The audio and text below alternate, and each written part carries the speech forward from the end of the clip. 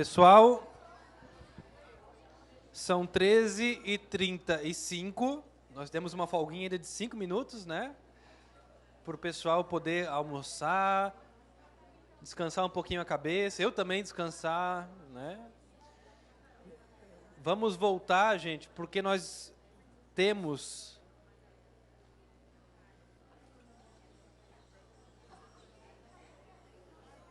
muito conteúdo para tratar ainda. Só para vocês terem uma ideia, são 60 slides e nós estamos ainda no slide 20. Tá? Fiquem tranquilos, vai dar tempo de falar sobre tudo, tem slides ali que são mais curtinhos, mas nós precisamos voltar para a nossa conversa de manhã, parar de onde a gente parou, para que a gente possa dar conta do conteúdo até 5, 5h30 no máximo, tá? 5, 5h30, a gente vai... Vamos combinar o seguinte, é 1h30 agora, tá? A gente vai até umas 3h30, ok? 15h30. Aí fizemos uma paradinha bem rápida de 15 minutos, só para esticar a perna, e eu poder sentar um pouquinho também. Aí voltamos e vamos até mais 5, 5h15, 5h30, depender de quanto a gente conseguir avançar no conteúdo, dos debates que a gente tiver agora à tarde. Pode ser assim, gente? Sim? Vamos voltar, gente? Todo mundo pode conversar bastante na hora do almoço. Agora vamos voltar para prestar um pouquinho de atenção aqui,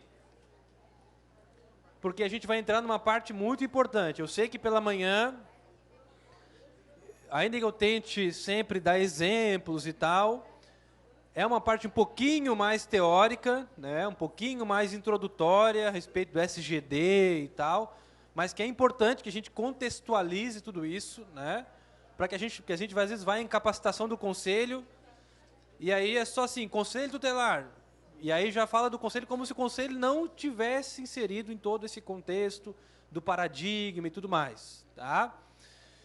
Mas agora à tarde a gente vai entrar mais propriamente na atuação concreta do Conselho Tutelar. Claro, não vamos esgotar o assunto, mas pelo menos introduzir alguns aspectos que o grupo de trabalho, eu, pessoalmente pelas minhas andanças, os meus estudos, as minhas pesquisas, considero importante para que a gente consiga prestar um atendimento adequado lá no Conselho Tutelar e fazer esse trabalho de articulação da rede que é tão importante. Então, a gente vai falar um pouquinho sobre o trabalho em rede, algumas questões sobre a 170 do CONANDA, que é muito importante que a gente discuta, tá? E depois finalizamos com a relação do Conselho Tutelar com o sistema de justiça, MP, Judiciário, sobretudo, tá? Então, temos bastante conteúdo, mas vamos dar conta. A gente vai junto agora até umas 3h30 para fazer o intervalinho, tá? Gente, lembram que eu terminei a parte da manhã falando sobre a importância do planejamento? Todo mundo lembra disso? Então agora a gente vai entender um pouquinho como se faz isso, né? Alguém aqui já ouviu falar em pia? Não pia de cozinha. Pia de cozinha todo mundo conhece, né? Lavar uma louça, prato, panela, isso todo mundo sabe. Estou falando de pia, plano individual de atendimento. O que é plano individual de atendimento? É planejamento, gente. PIA é planejamento. E aí a lei, até 2017, exigia o PIA para 2 situações. Quais são essas 2 situações que ainda vale até hoje? Em que situações tem que fazer PIA, gente? Acolhimento, quando a criança entra no abrigo, a equipe técnica do abrigo, ou da família acolhedora, tem que fazer o PIA junto com a rede. O PIA não é feito só pela equipe do acolhimento, é feita junto com a rede. Atenção, gente. Conselho tutelar que acha que bota a criança no abrigo e não tem mais nada para fazer. Ah, agora está lá no abrigo, né? Tá bem cuidadinha. Ali que começa o trabalho. Tá? O conselho tem um papel importantíssimo no acompanhamento dos acolhimentos institucionais. Já vamos tratar disso fazer a diferenciação. Cadê a minha amiga de São José, que veio me falar agora na hora do almoço? Está ali. A diferença entre acompanhar o caso e atender a família. Tá? Executar a política pública. Já vamos chegar lá. Então, o primeiro caso é acolhimento, tem que fazer o PIA. Está lá na lei, fala, em 15 dias a equipe técnica vai encaminhar para o Judiciário e para o Ministério Público o PIA. A segunda hipótese é a aplicação de medida socioeducativa. Quando o adolescente comete um ato infracional, a polícia foi lá, apreendeu, a Polícia Civil investigou, o Ministério Público representou ou fez a remissão em audiência de apresentação informal, e aí o adolescente vai cumprir a sua medida socioeducativa de meio aberto ou de meio fechado. Vocês têm que saber isso. Tá? A lei do SINASE, vocês tiveram uma aula com a Nelen sobre SINASE. Vamos, dia 18 tem a live do YouTube, dia 18 de março, não esqueçam, deixem anotado na agenda, dia 18 de março, de manhã e à tarde, a gente vai ter uma hora só para falar sobre a relação entre medidas de proteção e medidas socioeducativas. Tá? A aplicação de medida socioeducativa, então, de meio aberto ou meio fechado, deve ser construído também o PIA. Isso valia, ainda vale hoje, mas valia especialmente até 2017. Em 2017, veio uma lei que vocês têm que anotar, porque vocês têm que ler. É a Lei 13.431. 13.431. Lei 13.431 de 2017. Esta lei vai ser trabalhada amanhã pela Janice com vocês. Apenas também algumas passadas rápidas, porque não vai dar para aprofundar todo o tema da escuta especializada, mas esta lei é a lei que ficou conhecida como a Lei da Escuta Especializada, ou Lei da Escuta Protegida, ou Lei do Depoimento Especial. Tá? Esta foi a lei que estabeleceu a escuta especializada e o depoimento especial. Tá? São duas figuras distintas. Uma tem uma finalidade para fins investigativos, que é feito lá na polícia, ou no judiciário ou no MP, o depoimento especial, e a escuta especializada, que é aquela feita na rede de proteção. Tá? Mas, gente, esta lei ficou conhecida por isso, mas o nome desta lei não é a lei que cria a escuta especializada. É o título da lei, se vocês abrirem lá no site do Planalto, onde tem as leis atualizadas, gente, eu acho que é importante, vocês têm lá, né, a Assembleia entregou aqui, acho importante vocês terem lá o documento escrito, com a lei, bonitinha, mas as leis mudam, gente. Tá? O Estatuto no ano passado teve 3 alterações só em 2019. Fora outras leis que não alteraram o Estatuto, como a lei da escuta especializada, de 2017. Então, gente, procurem também no site do Planalto, vai no Google, gente, tá? Lei número tal. Vai, o primeiro link que aparece geralmente é o link do Planalto, tá? Do governo federal. E lá vocês vão ter sempre a lei atualizada. Tá? Então, esta lei, que ficou conhecida como a Lei da Escuta, na verdade, ela estabelece, o título dela é a lei que estabelece o sistema de garantia de direitos da criança e do adolescente vítima ou testemunha de violência. Sistema de garantia de direitos da criança e do adolescente vítima ou testemunha de violência. Olha só, não é só vítima, é testemunha também. E não é só violência sexual. Eu estou vendo muita gente discutir escuta especializada pensando só na violência sexual. Esquece que a escuta serve para qualquer tipo de violência, física, moral, psicológica, sexual também, e violência institucional, praticada pelas instituições. Tá?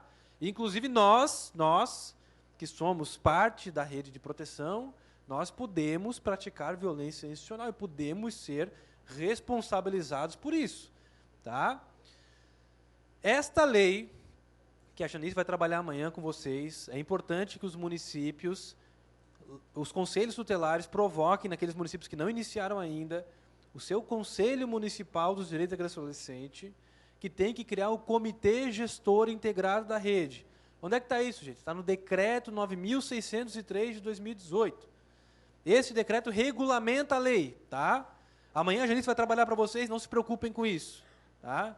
O que eu queria trazer para vocês dessa lei é que esta lei estabeleceu, eu não lembro agora o número do artigo de cabeça, mas esta lei estabeleceu que é obrigatório para todos os casos em que há uma criança ou um adolescente vítima ou testemunha de violência, ou seja, todos os casos que vocês vão atuar concretamente, porque vocês vão atuar na violação, claro, vão atuar na prevenção, mas aí prevenção não é o caso concreto, prevenção é a política, né?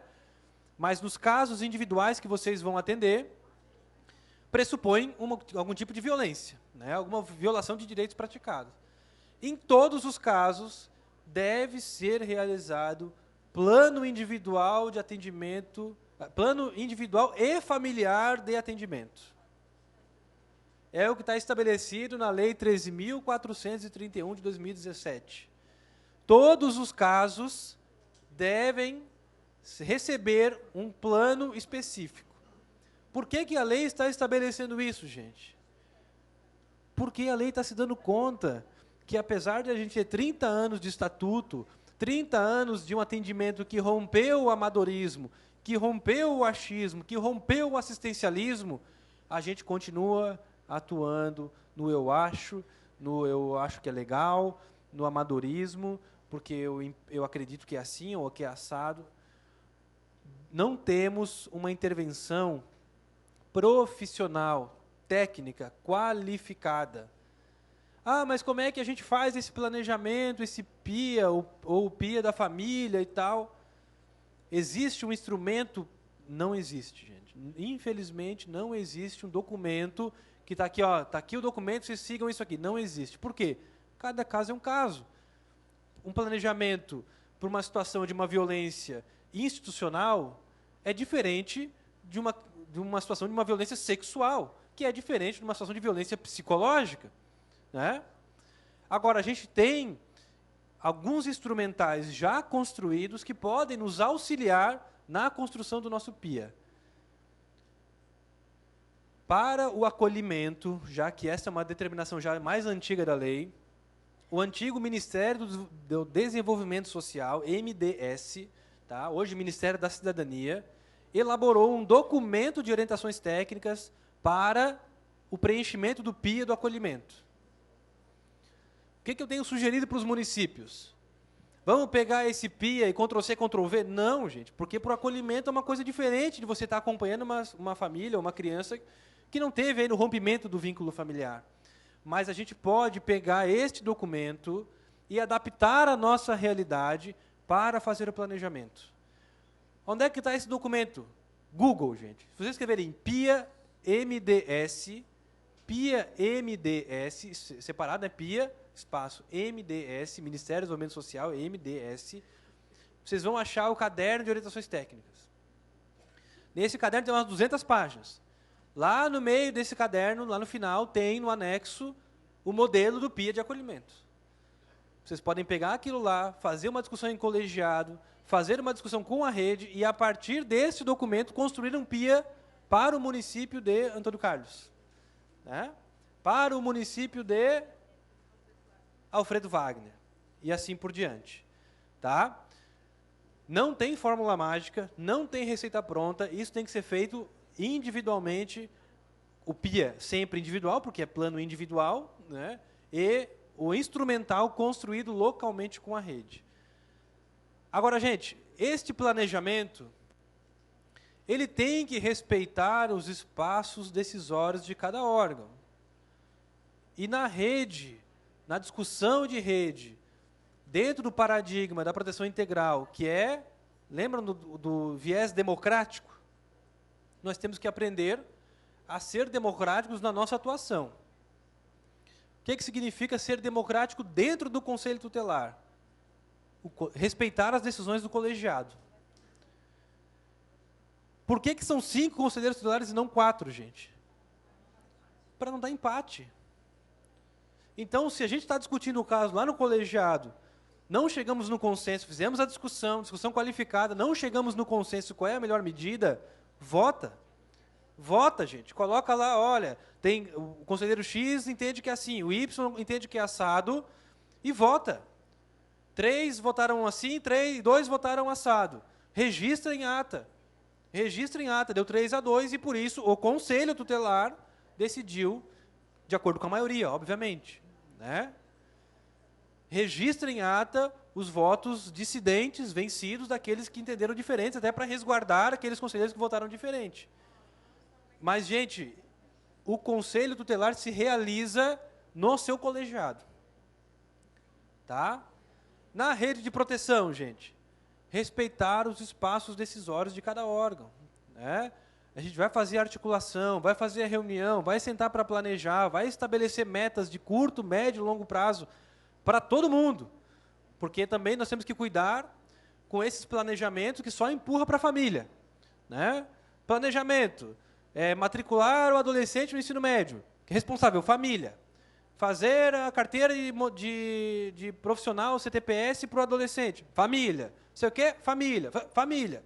Põe a rede, faz o quê? Só empurra para os outros? Às vezes esse adolescente precisa de um auxílio para ir até o local para fazer a sua CTPS. Será que a gente não pode auxiliar ele de alguma forma? Quem que pode ficar responsável por isso? Não só por fazer, mas por acompanhar, por fiscalizar se a família está fazendo aquilo de fato, de forma correta. Então, respeitar os espaços decisórios, gente, significa entender o papel de cada um nessa rede de proteção e dizer, olha, eu não concordo com isso que o promotor está fazendo, mas eu respeito o espaço decisório do Ministério Público. Se essa é uma atribuição principal do MP na rede, o MP tem autonomia para fazer isso, assim como o Conselho tem a sua autonomia para fazer diferente, se for algo que é de atribuição do Conselho Tutelar. Respeitar os espaços decisórios. Mas isso, gente, vai ser cada vez mais raro à medida em que esta rede for cada vez mais articulada, mais integrada, mais conectada, mais próxima, né? E aí, gente, nessas reuniões de rede, e atenção, gente, fazer articulação de rede não se resume a fazer reunião de rede. Fazer reunião de rede é importantíssimo, tem que fazer, mas não adianta fazer reunião de rede de qualquer jeito. E não adianta achar que fazer uma reunião por mês de rede significa que essa rede está atuando de forma articulada. A articulação de rede exige metodologia, tanto para realizar a reunião de rede, quanto para acompanhar os encaminhamentos, para pensar a política pública. É muito mais do que fazer reunião de rede. E cuidar, porque tem metodologia para fazer a reunião de rede. Digo isso de experiência própria. Quantas e quantas e quantas reuniões de rede que eu fui, e essa reunião virava o quê? Muro de lamentações. Um reclamava do outro, que reclamava do outro, que reclamava do outro, no final todo mundo saía brigado, e aí eu olhava para o relógio, porra, perdi a manhã inteira aqui nessa reunião de rede, e não saiu nada de encaminhado, não saiu nada de concreto. Ah, na próxima eu não vou. Então a gente vai fragilizando a rede de proteção. Tem que ter metodologia para fazer reunião de rede, significa ter pauta, ter encaminhamentos concretos, cuidar com o horário. Então tem metodologias adequadas. No âmbito do MP, tá, a gente criou um programa que a gente apresenta uma das metodologias possíveis para a articulação de rede. Esse programa se chama NISA, Núcleo Intersetorial de Suporte ao Apoio. Não vou aprofundar, porque não é o momento, a gente vai ter uma fala rapidamente no dia 18 sobre o NISA, mas o NISA ele se propõe a apresentar uma metodologia do trabalho em rede. É a única possível? Não, gente. Tá? Os municípios podem se articular das mais variadas maneiras, mas tem que ter metodologia, tem que estudar o que é trabalhar em rede, não é fazer qualquer coisa de qualquer jeito. Tá? E aí, nessas discussões, nessas reuniões, gente, discussões e divergências acontecem e tem que acontecer. E que bom que acontecem. Imagina uma rede que todo mundo pensa igual. Ou um mundo, né? Vamos imaginar um mundo, todo mundo pensa a mesma coisa. Que chatice que seria esse mundo, né? Que bom que a gente tem visões diferentes. A polícia militar vai ter uma visão, não, mas espera aí, não é bem assim. A saúde vai dizer, não, mas tem isso aqui também. Com o olhar técnico de cada um, o Conselho Tutelar, não, mas olha só, a família tem essa situação. E o CRAS, e o Ministério Público, e a Polícia Civil, e a saúde, e a educação, o lazer, o professor, a profissionalização. As discussões e as divergências são naturais e sempre bem-vindas. mas devem ser pautadas sempre pelo respeito mútuo e pelo profissionalismo. Lembram lá dos professores de Harvard? Separar os problemas das pessoas? Está aqui, gente. Ser profissional é saber separar os problemas das pessoas. Vamos qualificar esse debate? Qualificar por quê, gente? Porque está aqui, ó, intervenções não planejadas ou mal planejadas, elas geram frustrações aos profissionais. A gente se sente frustrado, né? Puxa, esse caso não vai para frente, esse negócio não adianta, não tem como. A gente não consegue planejar, a gente não senta para planejar e pensar o que a gente quer concretamente com esse caso. Não vai se resolver num passe de mágica, gente. As situações que chegam no Conselho Tutelar, em regra, são situações de vulnerabilidade histórica, que muitas vezes, inclusive, os próprios pais daquela criança já sofreram aquela violação de direitos. Então, não vai se resolver com uma medida de proteção. Não vai se resolver com um conselho. Precisa de planejamento e precisa de política pública. Mas aí a gente não planeja. E aí os casos não vão para frente. Aí não vai para frente, a gente fica frustrado. A gente fica angustiado, né? A frustração gera angústia. E não gera angústia só lá no trabalho, gera na nossa vida também, né? Chega em casa, meu Deus, hoje foi, olha, estou cansado, não aguento mais enxugar gelo. Gera angústias na vida e no trabalho. E aí isso vai desaguar em duas possibilidades. A primeira delas é o desalento. Desalento, a pessoa assim, não tem mais jeito mesmo, né? Essa família aqui, esse município aqui não vai mais. E aí você vira um burocrata, né? Eu bato meu ponto lá, eu estou lá resolvendo as minhas coisas, mas perde o comprometimento, perde o compromisso com a causa.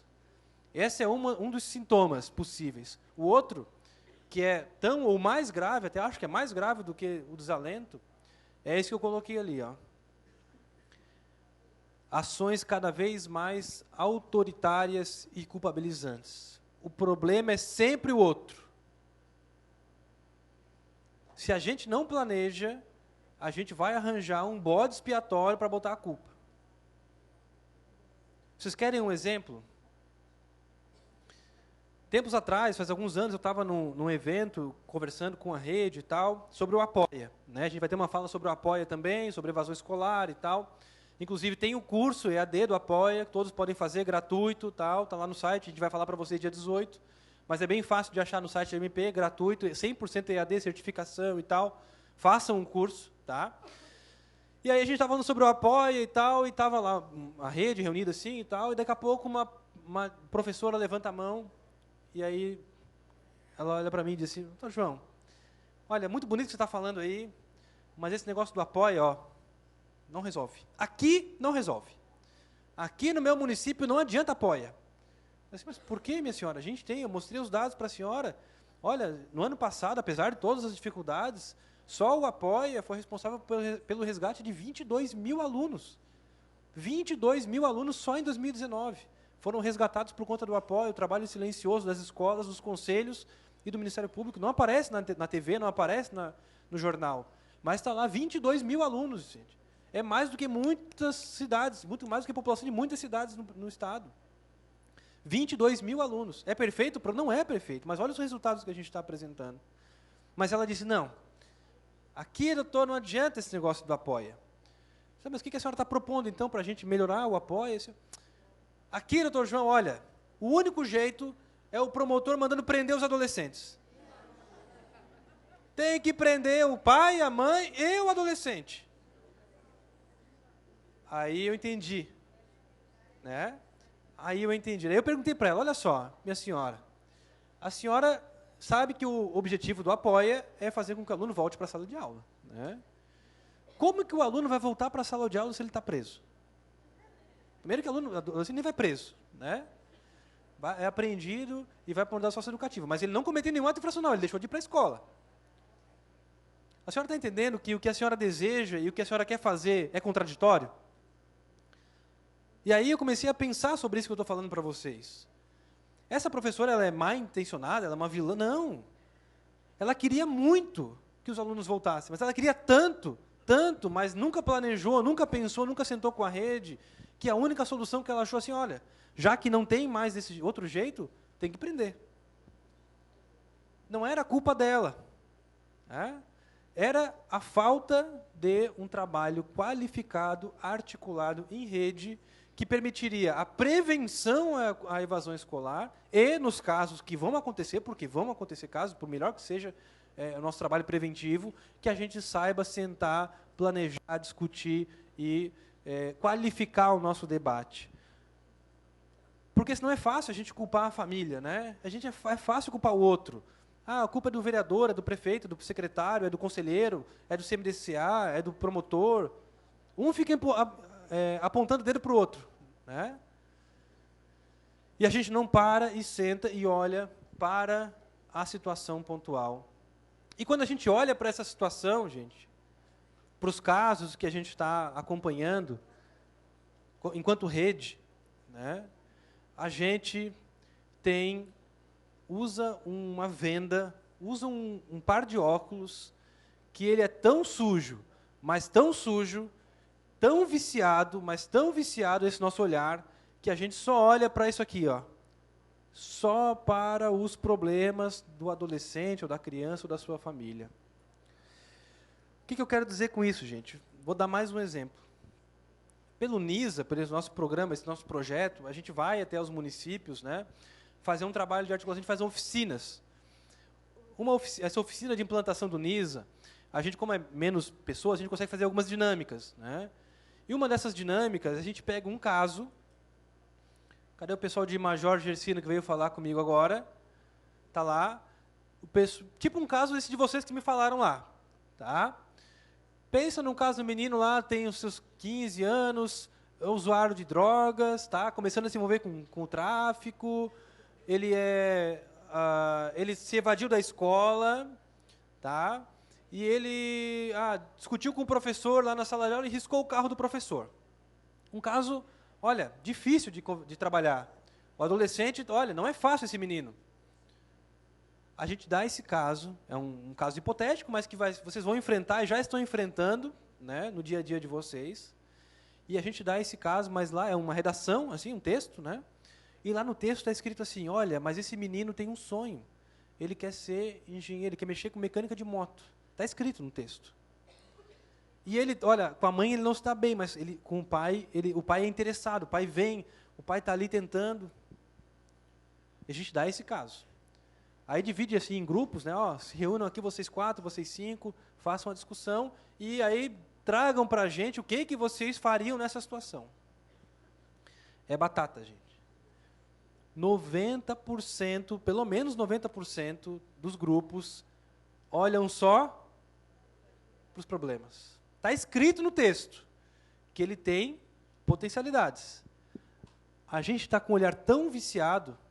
E não é, gente, de novo, não é porque a pessoa é um mau profissional. Nós temos excelentes assistentes sociais, psicólogos, professores, conselheiros tutelares, promotores, e a gente não enxerga. Não enxerga. Aí vem e a gente pede, quais são os encaminhamentos que vocês fariam? O menino riscou o carro do professor, registrar o BO. O menino se evadiu da escola, fazer o apoia. Menino é usuário de drogas, encaminhar para o CAPS. Está aí o sonho dele. Estava escrito lá que ele desejava trabalhar com mecânica de moto. E aí? Primeiro que ninguém olha para isso. Ninguém olha para a potencialidade dos sujeitos, e todos nós temos potencialidades. Às vezes é difícil de achar, mas existe. E aí, olhar para as potencialidades significa olhar para as políticas públicas. Por quê? Esse menino tinha um objetivo de vida, né? Ele queria trabalhar com mecânica de moto. Mas ele tem 15 anos ele não pode trabalhar numa mecânica mexendo lá. Né? Esse trabalho infantil. Bom, mas existem cursos profissionalizantes para trabalhar nessa área. Ou, às vezes, ele quer ser mecânico de moto porque é o que ele achou que podia. E ninguém falou para ele que ele pode ser um engenheiro mecânico, que ele pode fazer uma faculdade. Aí a gente vai olhar para esse caso e vai pensar para a política pública. Como é que está a política de profissionalização do nosso município? Tem vaga de aprendiz? Tem vaga em curso profissionalizante para esse menino? Se a gente consegue inserir esse menino num curso profissionalizante, por exemplo, Tá? Trabalhar com ele, construir vínculos, né? Gente, vínculos é tudo. Não precisa ser toda a rede como um todo, mas alguns profissionais construir vínculo com esse adolescente, né? E aí trabalhar com ele esse projeto de vida, e aí ele vai lá e inicia o curso profissionalizante. E aí ele vai se dar conta que para frequentar o curso profissionalizante, ele tem que estar estudando, porque é condição para frequentar o curso profissionalizante estar matriculado e frequentando. Opa, resolvemos a evasão escolar dele. O Apoia estava lá tramitando, mas nem precisou mais seguir o Apoia, porque já resolvemos. Como ele voltou a estudar, e agora ele está lá bem na sala de aula, o professor, que ele tinha arriscado lá o carro, acertou com ele lá junto com o promotor, na medida socioeducativa, que ele ia pagar lá para pintar o carro, e aí resolveu a pendência. E aí ele se deu conta que para ele estar no mercado de trabalho, conseguir uma vaga depois, né, em alguma empresa, ele não pode chegar todo dia cheirando maconha. Opa, olha só, resolvemos a evasão escolar, resolvemos o ato infracional e resolvemos a questão do uso de drogas. Pelo encaminhamento, gente, pela dificuldade ou pela potencialidade? Mas é difícil, gente. É muito difícil a gente enxergar, porque isso exige uma mudança na forma de escutar. Quando eu falo escutar, gente, não é sair perguntando, é olhar para o caso. Olhar para o caso. Aí eu trouxe essa frase aqui desse sujeito chamado George Broid. Eu sugiro que vocês procurem no Google. Isso eu achei de uma palestra dele no YouTube, tem no YouTube, tá? George Broid. Ele deu um curso aqui em Florianópolis faz uns 3 anos. E nessa palestra, esse George Broid, ele é um psicanalista paulista, e ele trabalha com pessoas em situação de hipervulnerabilidade social. Hipervulnerabilidade social. Ele trabalha com o pessoal da Cracolândia para baixo. Tá? E o que ele diz? Ele, que trabalha com esse público, o que ele disse? Se essa pessoa está viva, qualquer pessoa, é porque existem alguns fios, muitas vezes invisíveis, que amarram essa pessoa à vida. Ele vai trabalhar com um conceito de ancoragem, que eu traduzi aqui para afeto. Chamem como quiser. Não importa, mas o que importa é que a gente tem que encontrar o fio que amarra a pessoa à vida. O que nos amarra à vida? Olha, tenho a minha família, tenho meus amigos, eu tenho minha profissão, cada um tem os seus motivos. Cada um tem aquilo que lhe anima, né? Que te empolga, que te faz levantar todo dia da cama. Nós temos que encontrar o fio que amarra os nossos adolescentes, as nossas crianças, os nossos familiares à vida. E aí, gente, esse fio nem sempre vai estar na família. Quando a gente vocês forem aprofundar, eu não sou especialista nisso também, mas o pessoal do serviço social vai dizer, olha, no Brasil nós temos um ranço do familismo. Porque a gente fica só olhando para a família.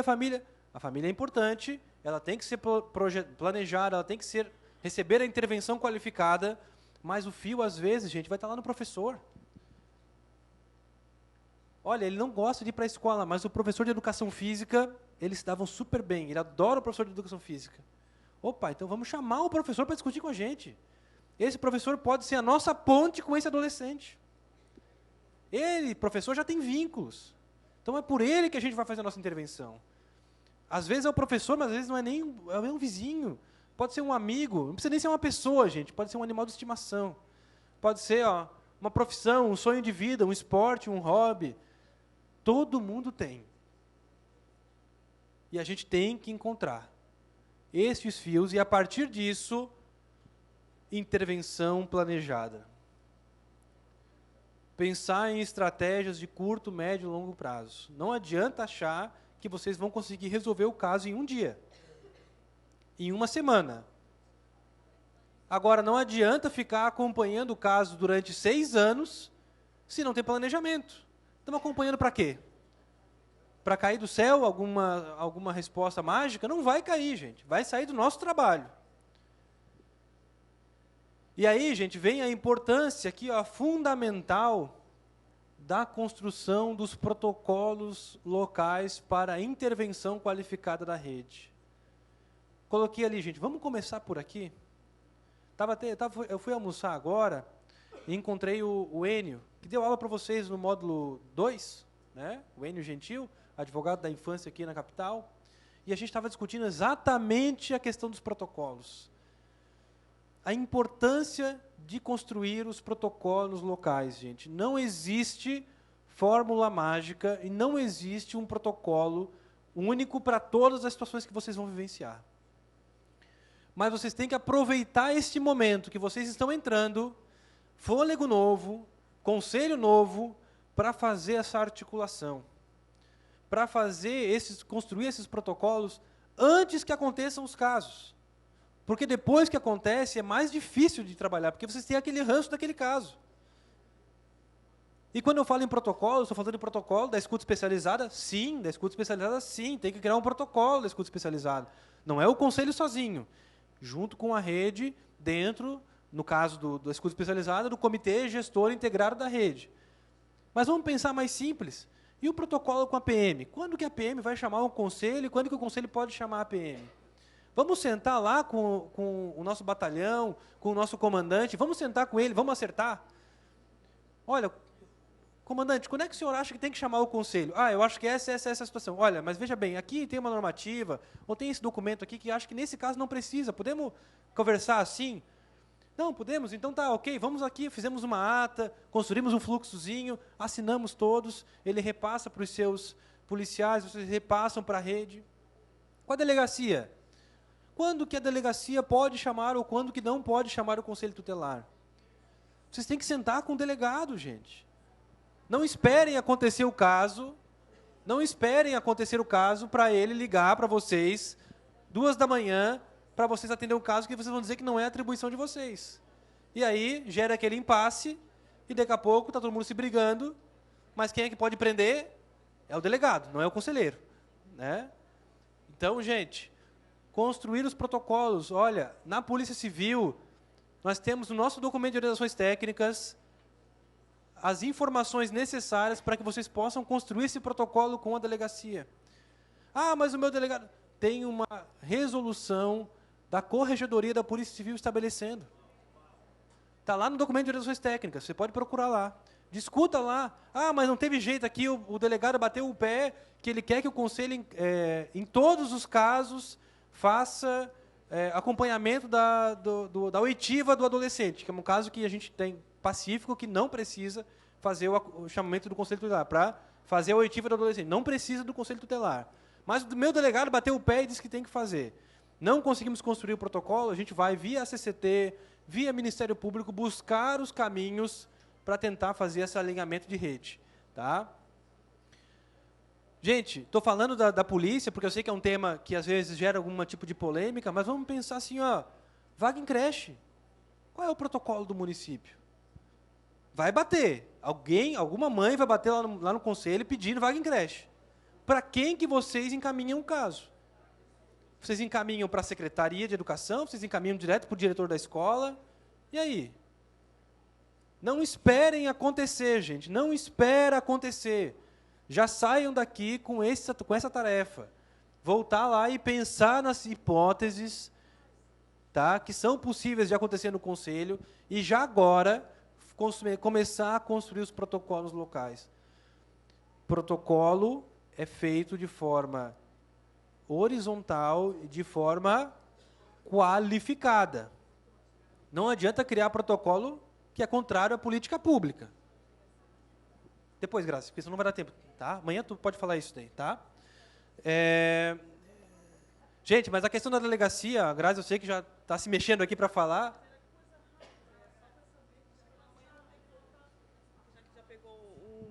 Eu prometo ser rápida, que eu me empolgo. Com relação a essa situação da delegacia, né, todos já devem ter acompanhado a situação do Conselho Tutelar de São Francisco do Sul, né, que a colega foi presa e tudo mais, porque não quis lá fazer a oitiva.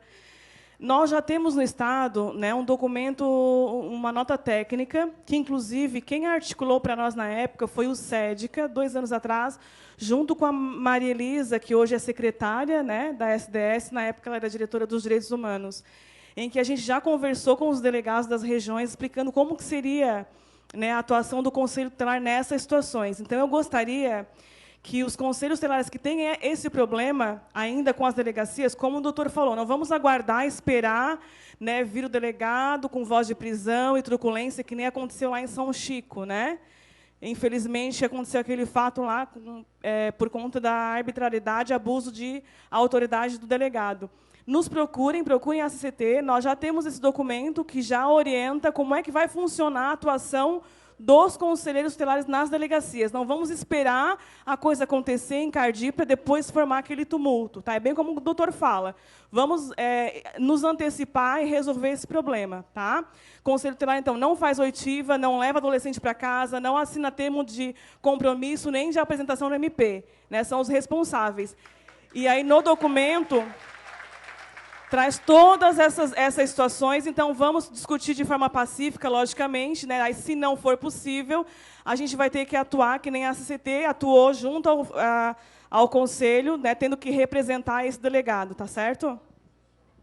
Então, gente, não vou trazer casos pontuais, que eu acho que não é o momento, tá? Não conheço a situação lá de São Chico para poder opinar também, mesmo se eu conhecesse, não me cabe aqui falar sobre isso, mas, assim, o posicionamento dos órgãos do grupo de trabalho está estabelecido lá no documento de orientações técnicas. Tá? Está lá escrito quando que o Conselho pode e quando que não pode ser acionado. Tá? Por isso que eu falei lá no começo que esse documento é segurança jurídica para vocês. Tá? Então, o que a Grazi falou, né, não é para acompanhar, algumas situações não é, mas tem casos em que o Conselho pode ser acionado. Tá? Então, tem que tomar cuidado, porque tem que aprofundar essa discussão, mas façam isso, como eu falei, e a Grazi reforçou, antes de acontecer os casos. Tá? Construção de protocolos, delegacia, polícia militar, conselho de direitos, educação, saúde. Né? Chegou lá, o conselho entendeu que é um caso que precisa de um acompanhamento psicológico. Para quem vocês encaminham? Vocês têm que saber. Tem que saber de antemão. Não espera acontecer. Abandonar, gente, aqui eu estou falando assim, ó, uma proposta de mudança de olhar e de agir. Né? Abandonar, ó, o Murilo de Giacomo aqui de novo, a empurroterapia. O caso é do fulano. Né? Quantas vezes eu liguei lá para o conselho já na minha caminhada, doutor, esse caso aqui é do conselheiro tal. Não existe caso do conselheiro. O caso é do conselho. Claro que vocês vão se dividir internamente, em tarefas, isso está previsto na 170 do CONAN, vamos tratar disso. Mas as reuniões de colegiados servem justamente para isso, para que todos estejam informados. E mais, o CIPIA serve para isso, para que vocês, aquele caso que eu não estou acompanhando diretamente, eu abri o sistema, eu sei o que está acontecendo com ele. Ou, não é nem só dentro do conselho, na rede, né? A família foi lá procurar o conselho para tratar do caso, não, esse caso está lá na promotoria já. E a gente cruza os braços, gente. Pois a família procurou o conselho, quer dizer que ela tem algum tipo de vínculo com o conselho, ela acredita no conselho. Ainda que o caso é sempre da rede, é sempre de todos, né? Mas ainda que o caso esteja pendente de alguma decisão do Ministério Público, por exemplo, vocês passam a mão no telefone e ligam para a promotoria. Não fique esperando. E aí, gente, ó, trabalhar aqui, ó, queria trabalhar muito com vocês isso, gente.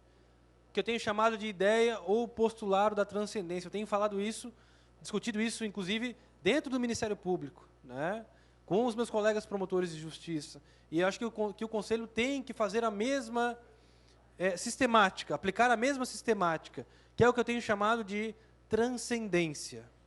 O que é transcendência, gente? É sair do individual, é olhar para o caso individual e enxergar que por detrás daquela situação concreta, por trás, na raiz daquela violação de direitos que aquele adolescente ou aquela criança sofreu, existe um direito difuso ou coletivo violado, existe uma política pública que não foi corretamente executada. O aluno está em evasão escolar. Bom, as nossas escolas, o aluno, os nossos crianças têm direito a uma educação de qualidade. A nossa educação é de qualidade em todos os municípios, em todas as escolas? Não é. A nossa saúde é de qualidade em todos os municípios, em todos os... Não é. Então, a gente tem que identificar, na raiz desses problemas, as fragilidades das políticas públicas. Para que isso, gente? Para sair apontando o dedo? Não. Para poder construir junto. Construir junto com a rede as políticas públicas, fortalecer as políticas públicas. Lembram do caso do menino, que eu acabei de contar para vocês, teve evasão escolar, riscou o carro do professor?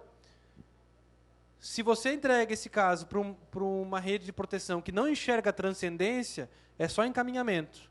E aí, chega lá, opa, pode até enxergar que ele quer se profissionalizar.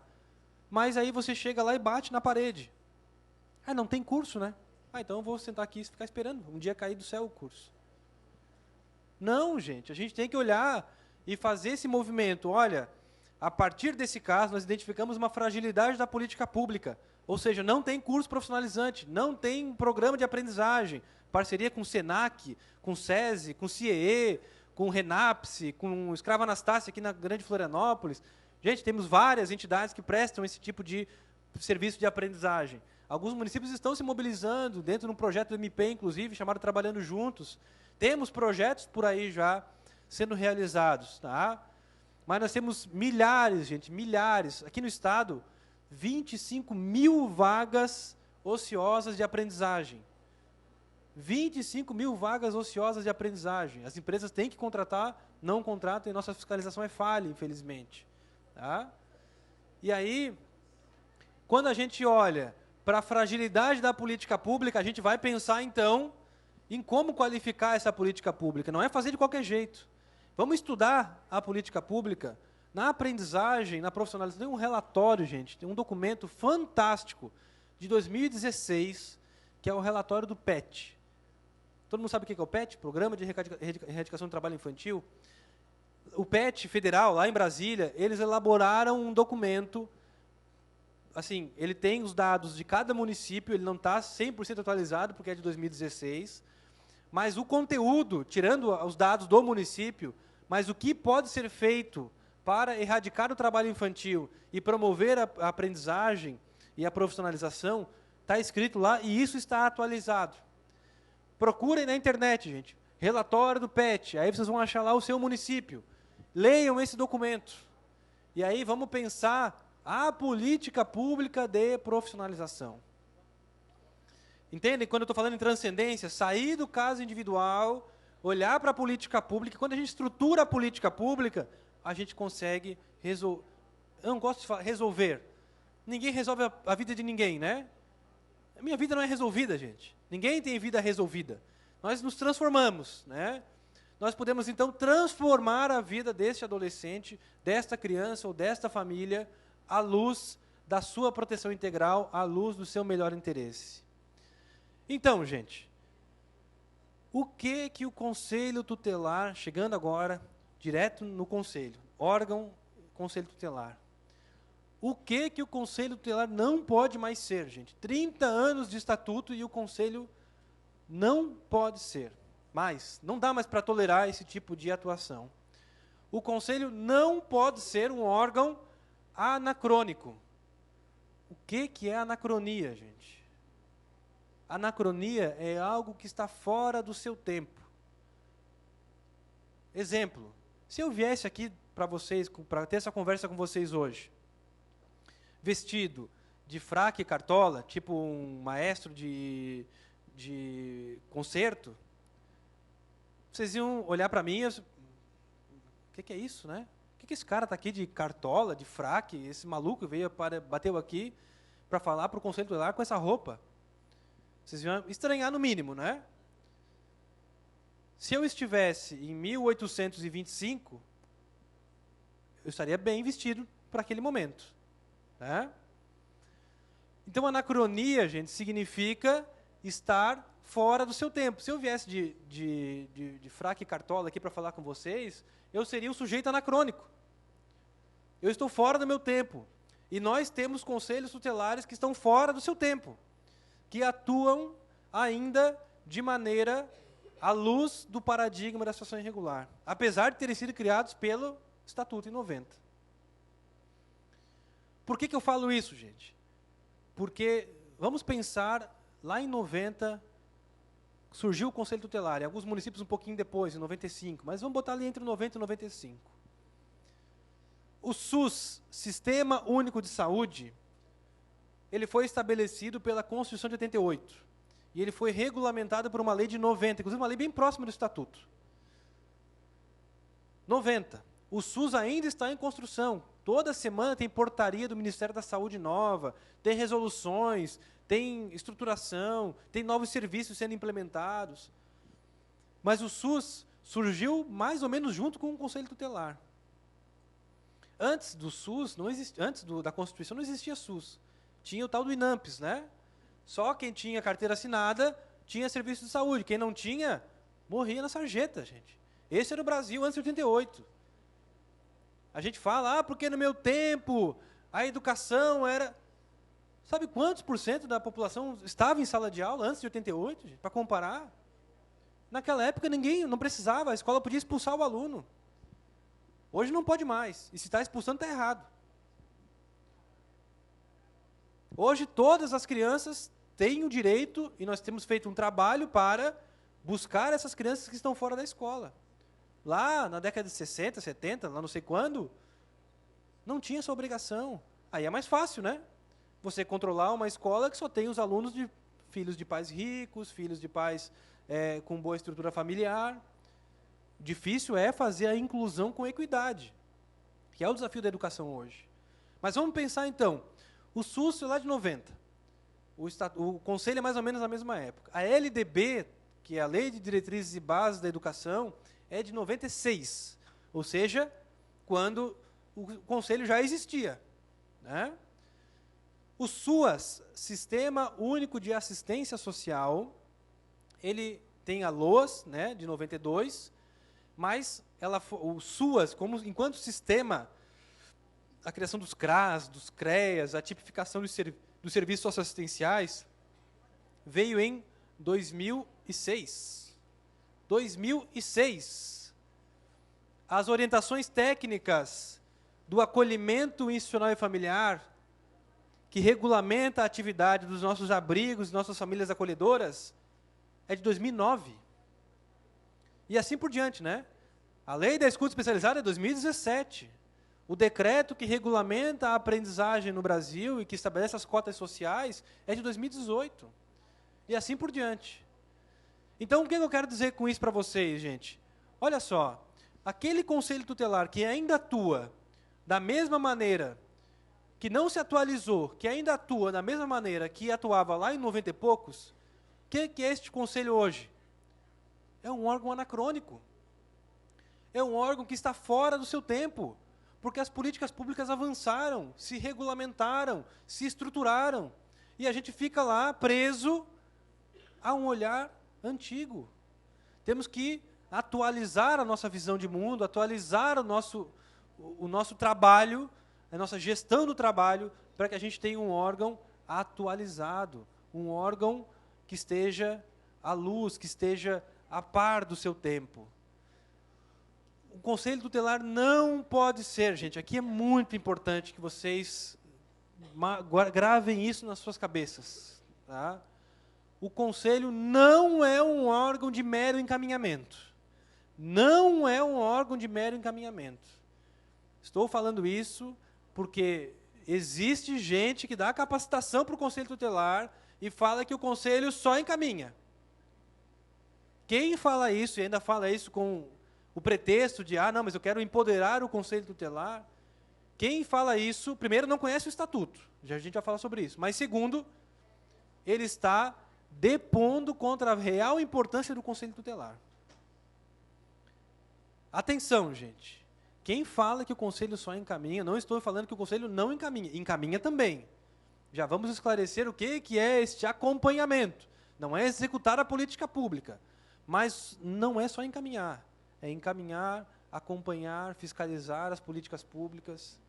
tudo isso, tá? Vamos aprofundar isso, mas eu quero falar para vocês uma história que aconteceu comigo uns anos atrás. Eu estava dividindo uma mesa com o Murilo de Giacomo. Todo mundo conhece o Murilo de Giacomo? Quem não conhece, procure na internet, ele tem vários textos, todos abertos na internet, com perguntas e respostas, com várias informações, assim, brilhantes, muito, muito boas. Concordo com todas elas? Não concordo. Tem alguma coisinha ou outra que eu discordo dele, mas 99% do que ele fala, eu acho perfeito.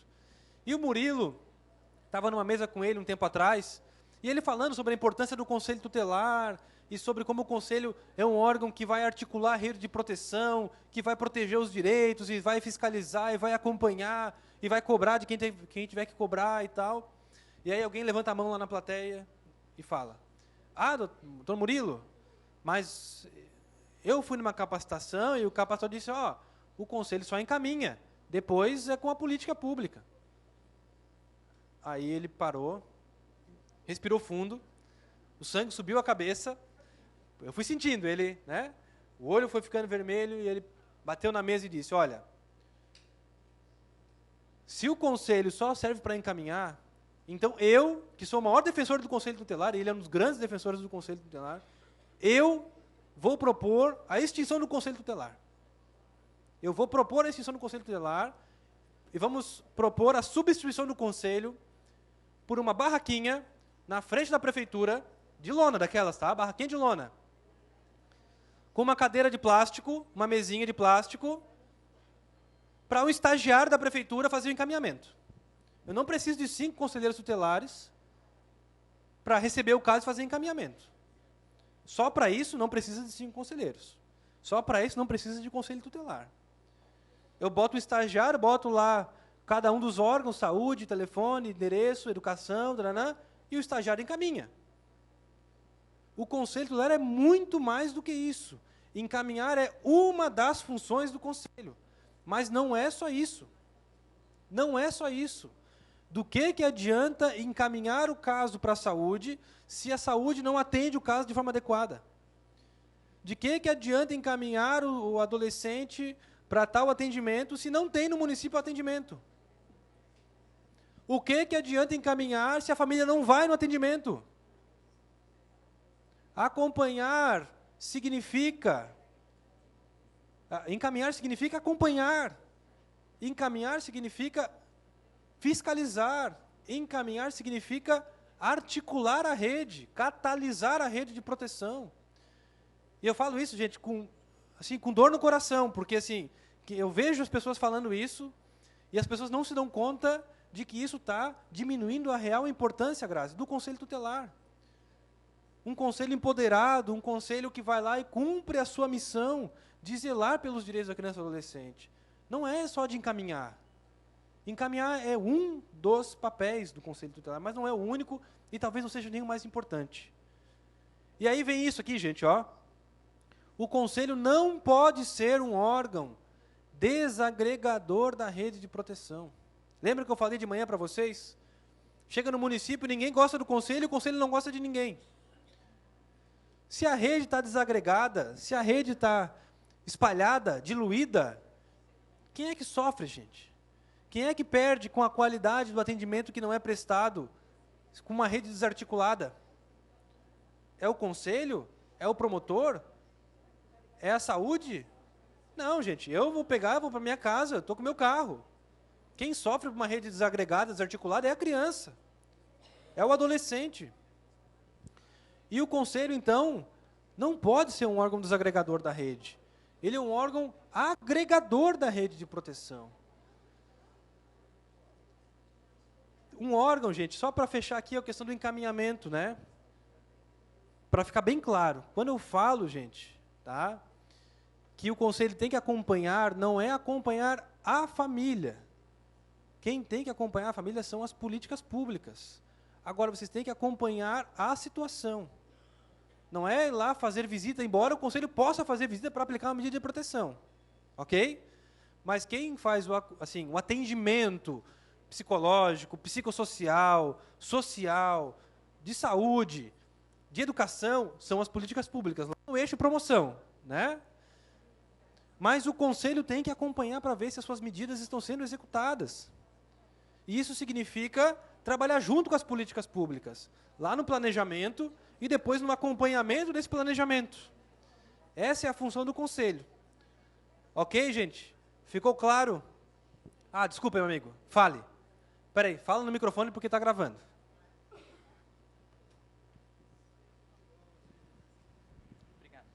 Boa tarde a todos, meu nome é Maurício, sou conselheiro tutelar lá em Itapema. Doutor João, na verdade, assim, ó, é meu primeiro mandato, eu tenho uma dúvida, porque eu já vi várias dificuldades assim narradas e vi que muita coisa não é bem dessa forma que ocorre. Vejo que os conselheiros que reconduzem, eles têm uma boa vontade de construção de política pública e tal, mas eu gostaria, na verdade, de uma forma menos abstrata, algo mais concreto. E aí eu vou citar um exemplo e vou pedir para, de repente, o senhor citar uma ação que o senhor tomaria. Né? No caso, aí, como o senhor utilizou um adolescente que está com a questão aí de drogadição e ele está em processo de evasão escolar. Família busca ajuda no sentido de que não quer mais o adolescente. Mãe e pai divorciado, vamos pensar numa hipótese nesse sentido. Mãe e pai divorciado. Aí a mãe chega e o que ela fala é o seguinte: olha, eu não quero mais esse rapaz dentro da minha casa. O pai já abriu mão. Aí a gente faz a conversa com a mãe, orienta a mãe, se coloca à disposição, vai fazer a visita para ver como é que está. O adolescente se nega, a família em si não adere aos encaminhamentos. Daí eu queria saber... o que a gente faz nesse sentido? Porque daí chega um ponto que transcende o que a gente pode fazer. Né? E daí eu penso, a gente vai recorrer ao Ministério Público nesse sentido, porque eu já tive um caso parecido indeferido. E assim, a sugestão foi de, tem que ter ideias para fazer esse acompanhamento, mas a família não aderiu. A gente já fez várias falas, várias orientações, se colocou à disposição, marcou e remarcou consultas. O que dá para fazer num caso desse? Maurício, primeiro de tudo, é muito difícil falar hipoteticamente. Cada caso é um caso. Mas veja, você falou, a mãe não quer mais o adolescente. Existe dentro do SUAS um serviço que é prestado pelo CRAS chamado Serviço de Convivência e Fortalecimento de Vínculos. Pera. Não me falem nunca mais que não aderiu. Não me falem nunca mais que não aderiu. O Serviço de Convivência e Fortalecimento de Vínculos tem que ter estratégias para fazer com que as famílias se vinculem ao serviço. Responsabilidade, mas aí vocês vão sentar, pegar a tipificação nacional, pegar uma boa prática de um CRAS e ir lá sentar com eles para trabalhar e reforçar a importância de um CRAS funcionando bem.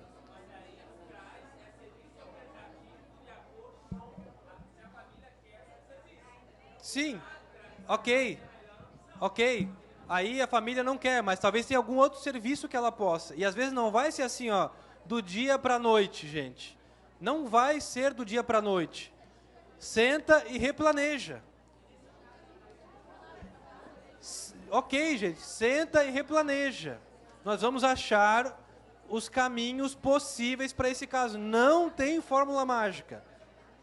Senta e planeja. Não tem outra coisa para fazer. Senta e planeja. Não deu certo? Senta e replaneja. Vocês querem ver o próximo slide? Isso, gente. Ó, surgiu aqui, ó. Olha a ideia da reunião de rede, ó. Surgiu aqui a ideia, ó, mas não tem um avô esse menino, não tem às vezes um parente, um tio. Olha a reunião de rede aqui, gente. Senta e replaneja, não tem fórmula mágica. Desculpa eu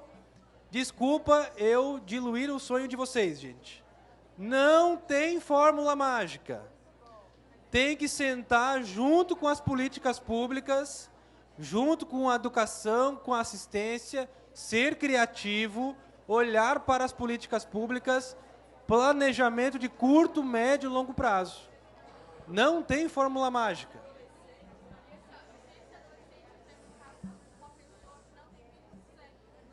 Se ela tem... Ó, aqui surgiu uma ideia. Ó, daqui a pouco ela tem não tem vínculo com a família natural, mas ela tem uma madrinha, ou tem um parente, ou um amigo próximo, enfim, um familiar, ou que possa receber esse adolescente em guarda. Vamos trabalhar com essa perspectiva? Vamos trabalhar com essa perspectiva. Não é o conselho que vai colocar essa criança na guarda de um estranho. Isso tem que ser trabalhado com a rede de proteção, e a guarda, quem troca, é o juiz. Tá? Vamos chegar lá. Tá? Gente, olha só. Vamos voltar aqui, gente. O que eu estou falando para vocês, gente? Órgão desagregador não pode ser o conselho. Órgão que não conhece profundamente as políticas públicas, gente. Senta e lê o livrinho. Senta e lê o livrinho. Senta junto com o CRAS e com o CRES. Tem servidor de CRAS e CRES que não lê o livrinho. Tem servidor de educação que não lê o livrinho. Vamos pegar e vamos fortalecer as políticas públicas, fazer uma capacitação para todo mundo. O conselho tem que conhecer as políticas públicas, senão a gente fica nesse jogo de empurra. Calma, gente, calma, respira, respira. Um órgão... Gente, vamos voltar aqui, gente. Vamos voltar, para a gente conseguir terminar hoje. Pessoal, vamos voltar, gente, porque senão depois não adianta reclamar, porque não ficou sabendo. Tudo isso tem... Este curso, gente, olha só, ele tem começo, meio e fim, ele tem um currículo com um ementário, e a gente introduziu para vocês lá no módulo 3 o que é o SUAS, o que é o SINASE, o que é a educação, o que é a saúde, para que vocês tenham a condição de identificar nas políticas públicas algumas saídas. Tá? Gente, o conselho não... Alguns temas que vocês levantaram eu vou voltar, tá? Fiquem tranquilos. Tá? Um órgão composto por 5 ilhas isoladas. O conselho é um órgão colegiado. Já falei para vocês e não vou repetir. Um órgão que confunde autonomia com ausência de controle. Vamos tratar disso. Tá? O Conselho Tutelar é um órgão público e, como qualquer órgão público, tem que prestar conta das suas atividades. Tá? Olha aqui, gente. Acabei de ouvir. Lá no canto, tá? Não quero mais ouvir de conselheiro tutelar. Não falem mais isso, pelo amor de Deus. Não falem mais. Aqui eu transformei cada uma dessas situações aqui numa frase. Porque é o que eu ouço todos os dias. Sempre tem um a mais, né? Sempre uma desculpa, assim. Sempre mais. Mas a rede aqui não funciona. Como se a rede fosse algo externo ao Conselho Tutelar. Se a rede não funciona, o Conselho é corresponsável por essa rede não funcionar. E se tiver que fazer reunião com 2 pessoas, a gente vai fazer reunião com 2 pessoas. Não tem problema, mas a gente é corresponsável pela rede que a gente atua. Olha ali, ó. Antes, escrevi isso aqui ano passado. Olha o que aconteceu hoje. Mas a família não adere. Mas a família é desestruturada. Não tem mais jeito. Não estou falando que é fácil o que a gente faz. Não estou falando que é fácil. É difícil. É difícil, meus amigos. Bem-vindos ao Sistema de Garantia de Direitos. Vocês vão ter... Tem um programa PPCAM, ameaçado de morte. Para cada situação, tem saídas na política pública. A gente tem que sentar e ser criativo e planejar. Tá? Para o adolescente. Não, para vocês não. Se é ameaçado de morte, procura a polícia. Tá? Gente, vamos lá. Vamos lá, gente. Não dá mais, em 2020, não dá mais para ficar falando, mas a família não adere. Eu sei que não é só o Conselho Tutelar que fala isso. Tá? Vários órgãos falam isso também. Tá? A gente é profissional, gente. Profissional. Se a família não adere, a gente senta e replaneja. Se a família não adere, o que a gente está fazendo de errado para essa família não aderir? E nós todos, rede como um todo, sim, sim. Rede como um todo, sentar, pegar o nosso PIA e replanejar. Não é só conselho tutelar, é também o conselho tutelar, junto com a rede de proteção. Ah, mas outra coisa, gente, aqui, ó, os municípios pequenos sobretudo, tá? Ah, mas a gente não tem demanda aqui no município para trabalhar mais que 20 horas. Gente, só pelo que eu falei hoje aqui, que é a atribuição do conselho, já tem hora para trabalhar e falta. Né? Para o conselho tutelar que só encaminha e fica sentadinho esperando acontecer, aí talvez 3 horas seja suficiente. Agora, não dá mais para admitir, gente, que em 2020 tenha conselho tutelar trabalhando 20 horas. Atenção, gente, 20 horas é estágio. Vocês são estagiários ou são conselheiros tutelares? 20 horas é o tempo de um estagiário. 20 horas, gente, me desculpe, mas 20 horas é bico. Conselho tutelar não é bico. Ah, mas não tem demanda. Como que não tem demanda? Se a gente tem que zelar, trabalhar política pública, prevenir, fazer projeto, fazer reunião de rede, como que não tem demanda? Ou será que essa demanda está escondida lá embaixo do tapete e ninguém está enxergando? Eu, João, entendo que qualquer carga horária inferior a 30 horas é ilegal. Por quê? Porque fere o princípio da colegialidade do Conselho Tutelar. Tá? Essa é uma tese que a gente está criando e desenvolvendo no grupo de trabalho. Ah, mas no meu município paga pouco, então a gente vai sentar lá e vamos reestruturar, vamos buscar um melhor salário para os conselheiros. Mas, meus amigos e minhas amigas, se está na lei municipal e se está no edital que o trabalho é de 30 horas, é 30 horas no conselho. É 30 horas no conselho. Não existe acordo para fazer 20 horas no conselho e 10 horas de sobreaviso. Não existe hora de sobreaviso. Sobreaviso é além da hora trabalhada. Ok? Vamos falar sobre sobreaviso daqui a pouco. Mas não me falem mais isso, pelo amor de Deus, gente. Ah, mas a culpa é do fulano. É sempre do outro, né? O prefeito, o secretário, quem você quiser, que não cumpriu o seu papel. Ou, o que eu ouço muito também? Ah, mas aqui a gente não tem esse programa, né, doutor? Não tem aqui. Aí, o que eu fiz, gente? Eu peguei cada uma dessas frases aqui. Olha aqui, gente. Eu peguei cada uma dessas frases aqui e transformei numa frase, que é a frase que pode ser dita pelo conselheiro tutelar, este conselheiro que a gente quer construir aqui em Santa Catarina, que é o conselheiro da proteção integral. Aquele conselheiro que falava lá que a rede não... Ah, mas a rede aqui não funciona. Olha o que ele vai falar agora. A rede aqui não funciona como eu gostaria, mas estamos nos reunindo para discutir casos e construir protocolos. Isso, saímos da passividade e fomos para a atividade. Não ficamos esperando os outros. A gente está aqui, ó, não está funcionando bem, mas a gente está se reunindo. Estamos buscando. Vocês vão achar parceiros. Vão ser todos? Não vão ser todos. Mas vocês vão achar parceiros na rede de proteção. Tenham certeza disso. Olha a família que não adere. A família passa dificuldades. Mas fizemos, na reunião de rede, um planejamento intersetorial para superá-las. Isso não dá certo. Se não der certo, a gente revisa o nosso PIA ou a gente faz outro. Não dá para admitir, gente, em 2020, Conselho Tutelar ou qualquer outro órgão da rede de proteção desistindo de criança e adolescente. Desistindo de criança e adolescente. Em 2020, eu ouvi de qualquer um que seja. Não tem mais jeito, né?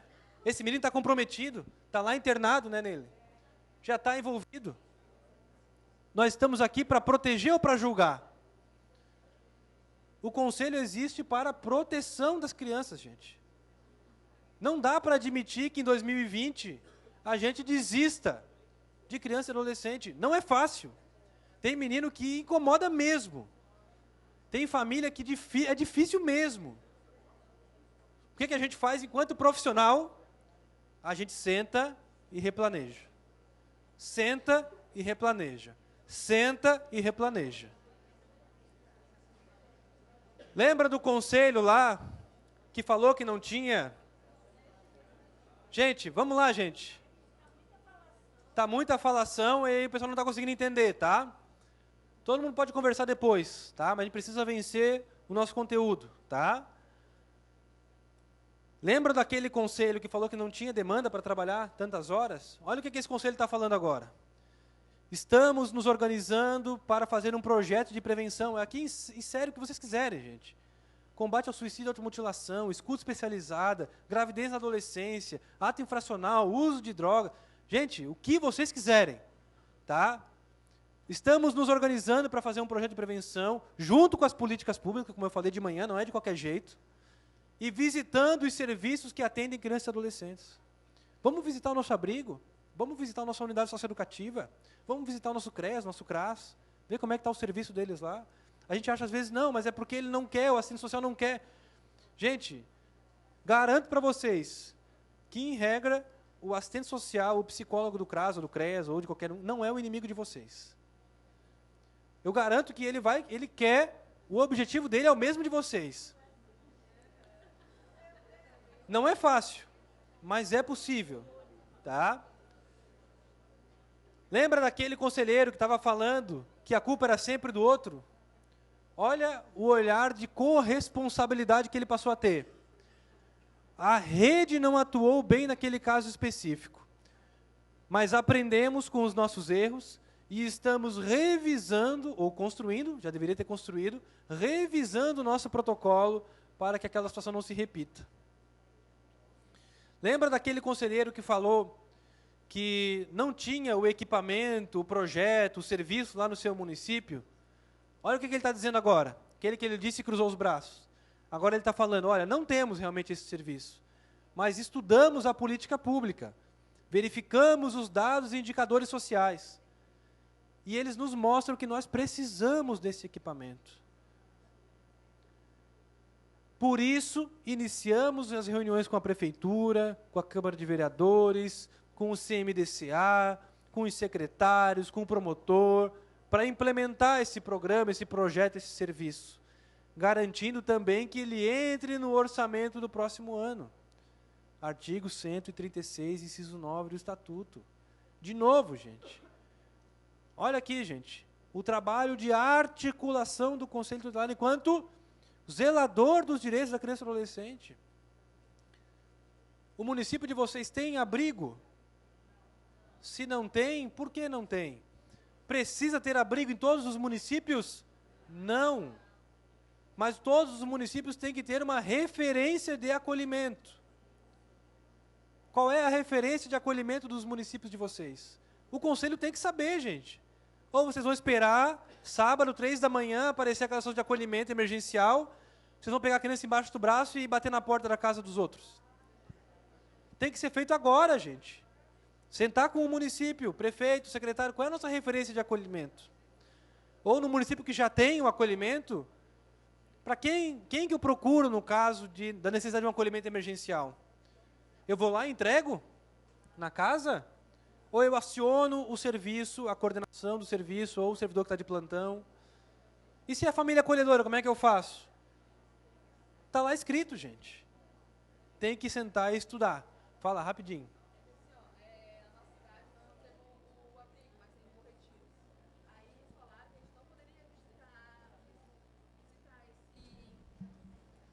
Visitar esse, Tá. esse abrigo. Quem que falou? Foi uma conselheira antiga. Assim, do mandato passado. Não foi tanto tempo, foi no mandato passado. E ela disse que a gente não poderia visitar. Então, nesses casos, a gente pode sim lá ver onde que é, como que é, mesmo sem ter crianças nossas lá? Sim, claro que, assim, o que vocês podem fazer? Uma atuação articulada com o Conselho de Bom Retiro, né? Por que não vamos visitar juntos, né? Claro que a gente vai ver o papel fiscalizatório do Conselho Tutelar. Quem fiscaliza a entidade é o Conselho do seu município, né?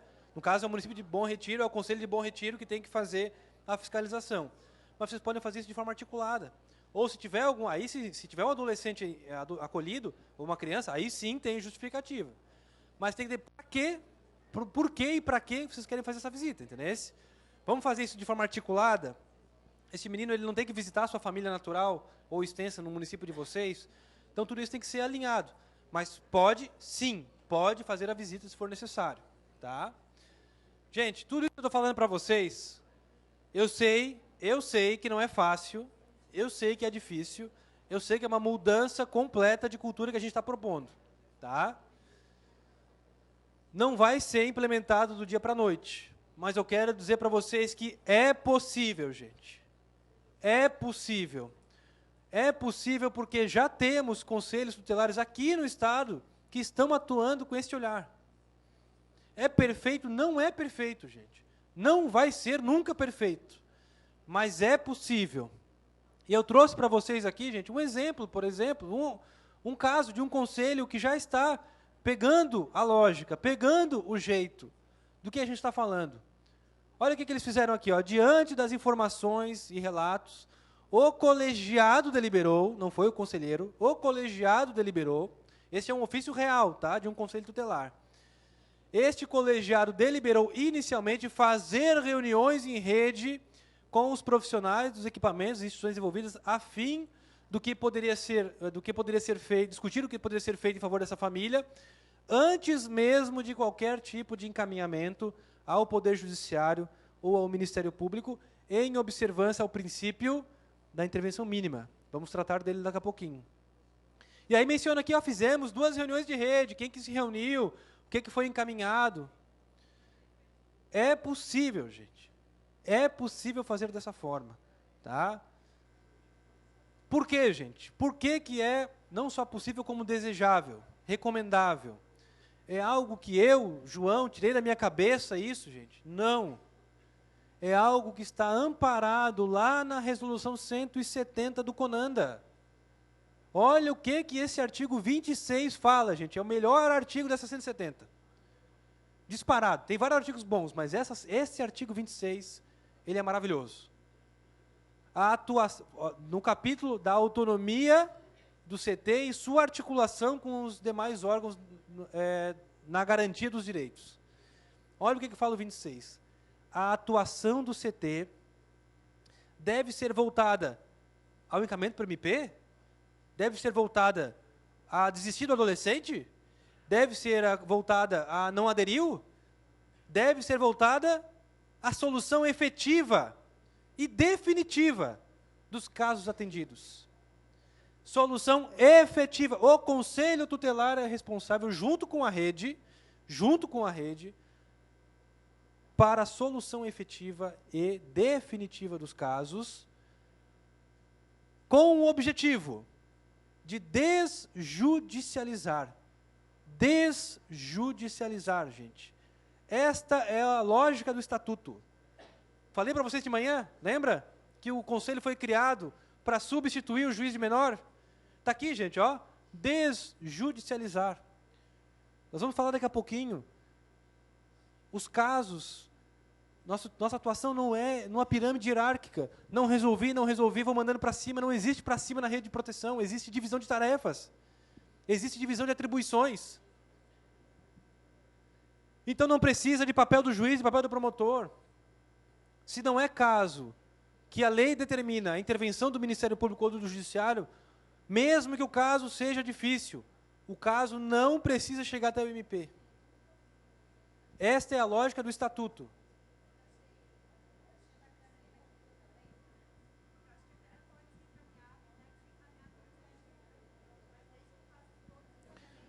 Previamente, isso. Mas aquele caso ali não foi encaminhado para o MP. Isso, foi feito previamente o trabalho com a rede, e aí sim, verificou-se que existia uma demanda específica que necessitava do apoio do Ministério Público, que precisava da intervenção do Ministério Público, porque o Estatuto determina que o Ministério Público tem que atuar. E não porque, assim, não resolvemos o caso, a família não aderiu, logo manda para o Ministério Público. Isso não é caso de chegar no MP. Isso.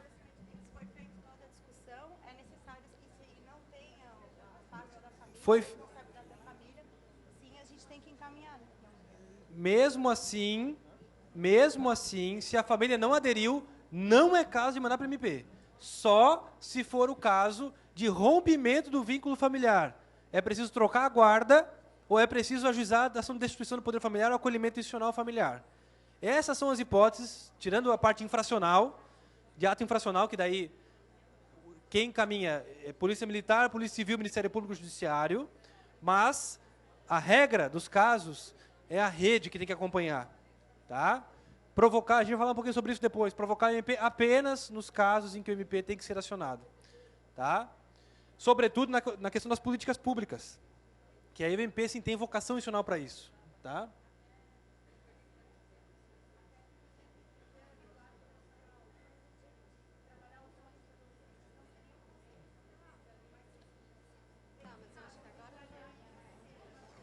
Sim, isso também.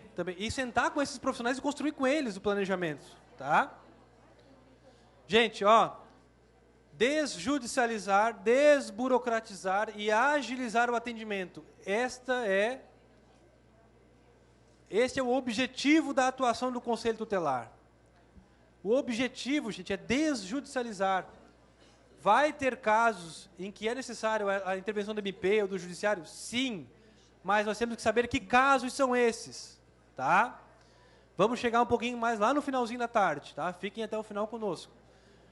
O Conselho vai articular... Olha aqui, gente. Pessoal, ó, o Conselho não é assim, pode articular. O Conselho articulará, deve articular, ações para o estrito cumprimento de suas atribuições de modo a agilizar o atendimento dos órgãos governamentais e não governamentais encarregados. Parágrafo 1. A articulação similar será também efetuada junto à Polícia Civil, Militar, MP, Judiciário e CMDCA. Olha o que o Conana está dizendo para a gente, o 29, gente. Não espera acontecer. Faz o protocolo, senta lá e constrói antes. A articulação tem que ser antes de acontecer o caso. O que significa isso na prática, então, gente? O que significa desjudicializar, desburocratizar e agilizar? Já falei, encaminhar ao MP e ao Poder Judiciário apenas os casos em que a intervenção destes órgãos se mostre legal e estritamente necessárias. Desjudicializar, desburocratizar e agilizar significa realizar reuniões periódicas, tem que ter calendário de reunião com a rede, tem que ter, tá? Realizar reuniões periódicas democráticas e horizontais com a rede de proteção, para a discussão dos casos específicos e o seu planejamento, e também para a qualificação das políticas públicas. Artigo 70A do Estatuto. Atenção, gente. Artigo 70A do Estatuto. Leiam este artigo. O artigo 70A ele foi inserido no Estatuto em 2014, pela Lei Menino Bernardo. Todo mundo sabe da Lei Menino Bernardo, né? Lá no Estatuto, desde 90, já falava da importância da rede, do sistema de garantias e tal. Em 2014, o legislador disse, olha, 24 anos de Estatuto e até agora os municípios não estão fazendo reunião de rede, não estão se articulando em rede. E aí o 70A veio e disse, então tá, então agora vamos obrigar os municípios a fazer, por bem ou por mal. E lá no 70A, inciso 6, está dito assim, que os municípios, né, as redes municipais, devem criar, adoro essa expressão, gente, é linda, criar espaços intersetoriais locais para a discussão dos casos e planejamento de ações.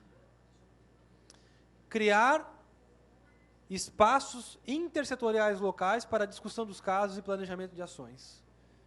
Então, aqui está o fundamento legal para quem perguntar por que tem que fazer reunião de rede. Está aqui no 70A do Estatuto.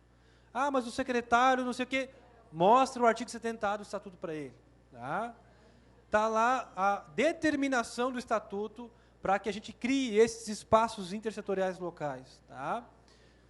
O que significa, gente, desjudicializar, desburocratizar e agilizar? Significa estar em formação permanente para evitar encaminhamentos equivocados.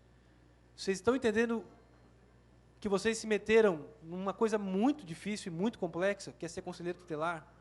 Que não basta vocês conhecerem o que é ser conselheiro, vocês têm que conhecer o que é o SUAS, o que é o SUS, o que é a educação, como que se estabelecem essas políticas públicas.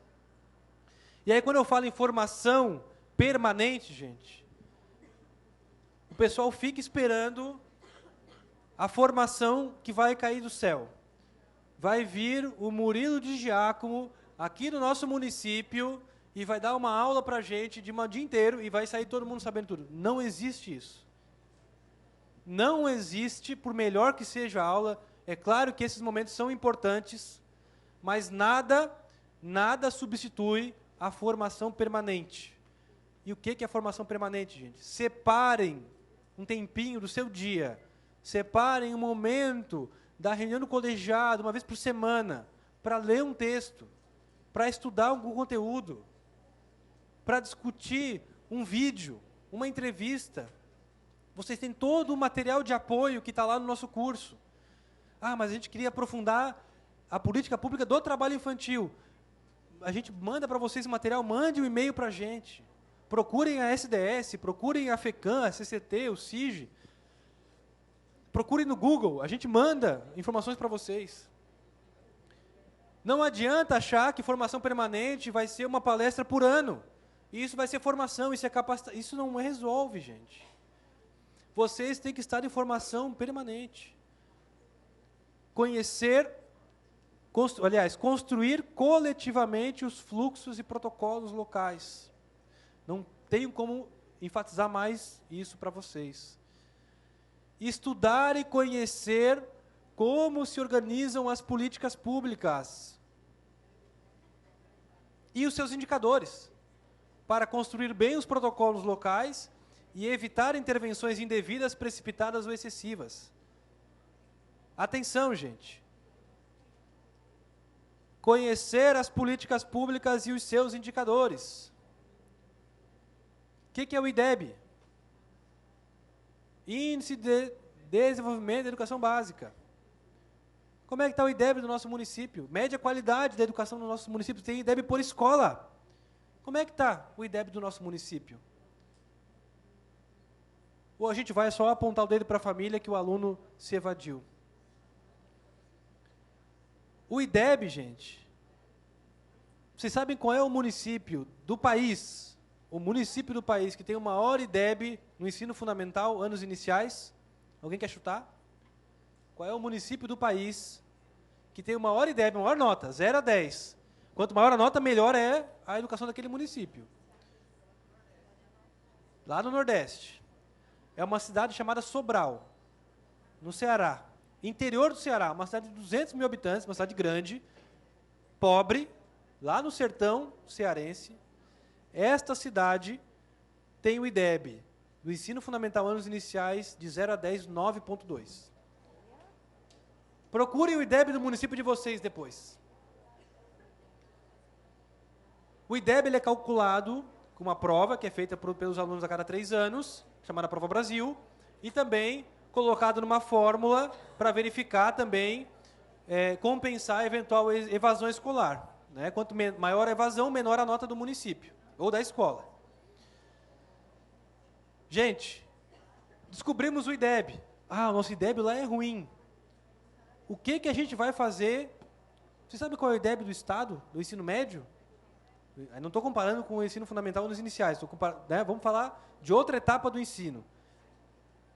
No estado de Santa Catarina, um dos estados mais ricos da federação, o nosso ensino médio, no último ciclo do IDEB, a nota é 3,7.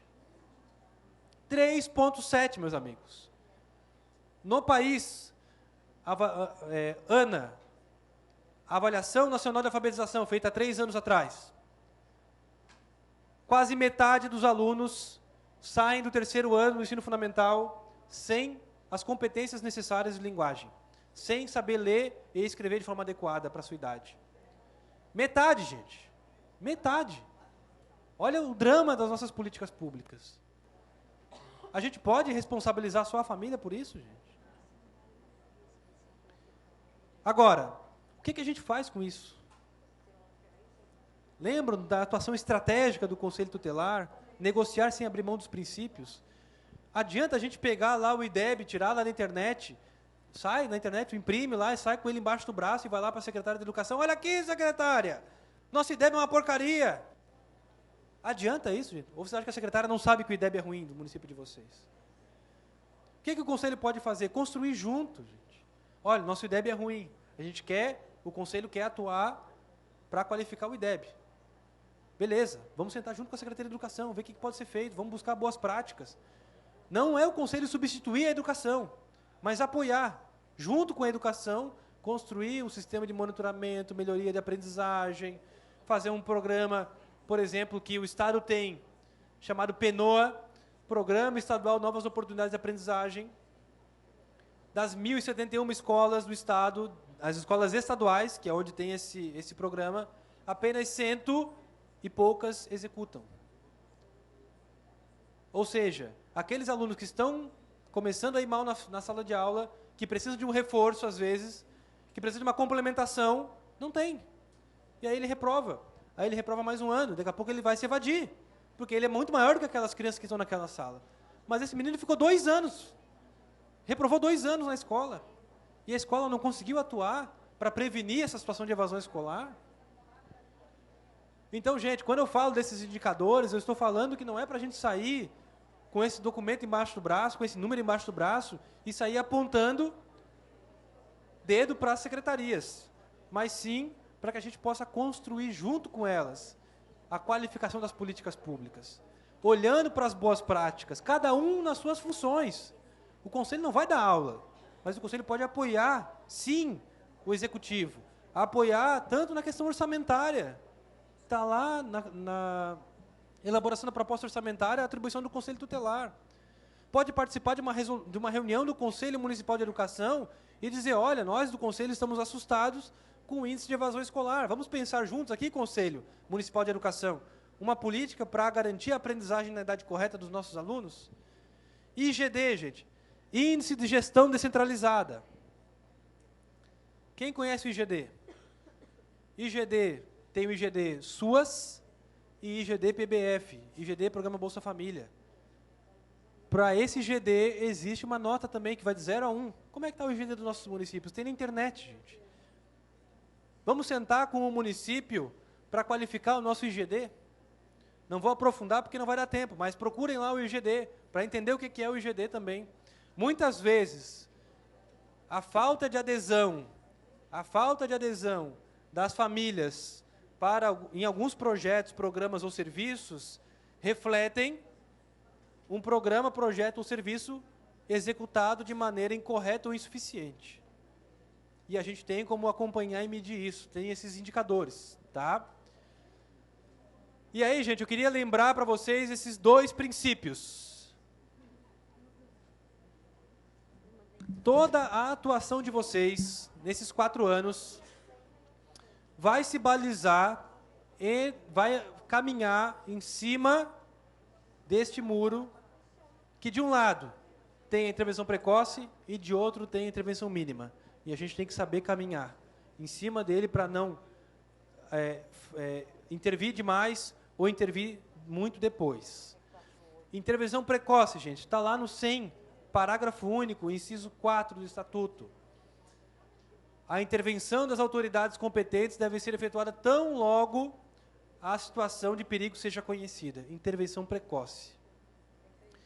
Não significa que todo mundo vai fazer tudo, mas significa que a gente tem que saber separar nossas atribuições e atuar no primeiro sintoma lá de dificuldade, de vulnerabilidade daquela família, de acordo com a divisão de tarefas da rede.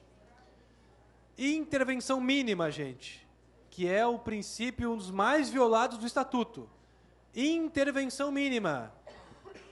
A intervenção deve ser exercida exclusivamente, não é prioritariamente ou também exclusivamente pelas autoridades e instituições cuja ação seja indispensável à efetiva promoção dos direitos e à proteção da criança e do adolescente.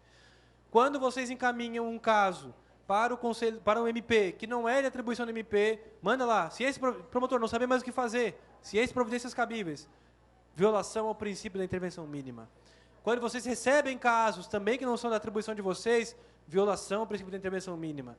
A gente tem que saber o que fazer com isso. Vamos chegar lá. Mas temos que sempre lembrar desses 2 princípios, tá? E aí, gente, lembrar,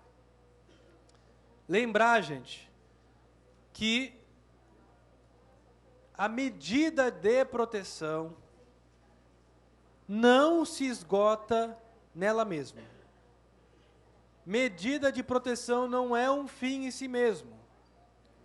Eu brinco, eu falo que os conselhos tutelares têm um fetiche por medida de proteção. Por que eu falo isso, gente? Porque eu já ouvi de conselho tutelar falando: ah, doutor, já aplicamos a medida de proteção, né? Tá, e aí? E aí? Não, aplicamos a medida. Tá, e aí?